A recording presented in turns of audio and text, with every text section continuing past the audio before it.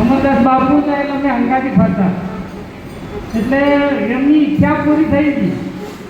ઈચ્છા પૂરી થઈ ગઈ એટલે બહુ ઘણું થઈ ગયું બધાને. બરોબર ને? 2 દિવસ બીમાર હતા, પહેલાં દવાખાના હતા.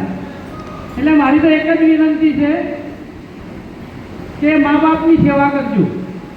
પહેલી મા બાપની સેવા કરજો, પછી સદગુરુ પાસે જાજો, પહેલાં જ જાજો. હું તો એટલું માનું છું.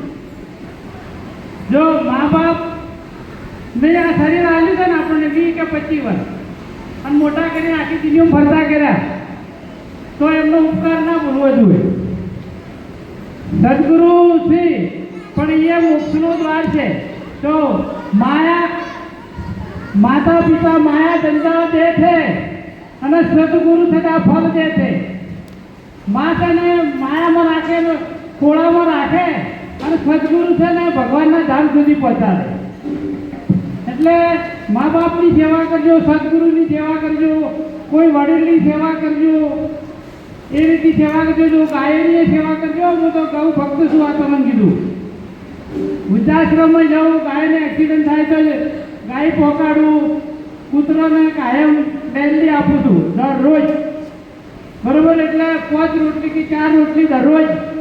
આ બહેનો આપણે હાથે કરશો તે સાથે આવશે કે હંસલો સાદો જવાનો એકલો રે,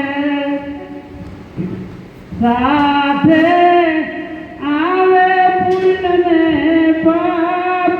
હંસલો સાદો જવાનો એકલો રે.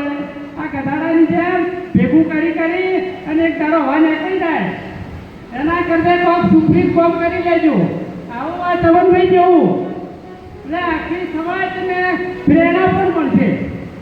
તો આપણી વચન કોઈ તો એને યાદ કરશે કે તમને આ સમાજને પ્રેરણા હારી આવી છે. એટલે એમની પ્રેરણા છે. આ બધી પંચાલ સમાજ છે. તો હું એટલી વિનંતી કરું છું કે મા બાપની સેવા કરજો અને જો તમારી યથાશક્તિ હોય ને એ પ્રમાણે જો જરૂર હોય ત્યાં આવજો. આપણે એવું નહીં કે હોય ચાલવાનું. જો જરૂર હોય ત્યાં બોલો સદગુરુ દેવની જય.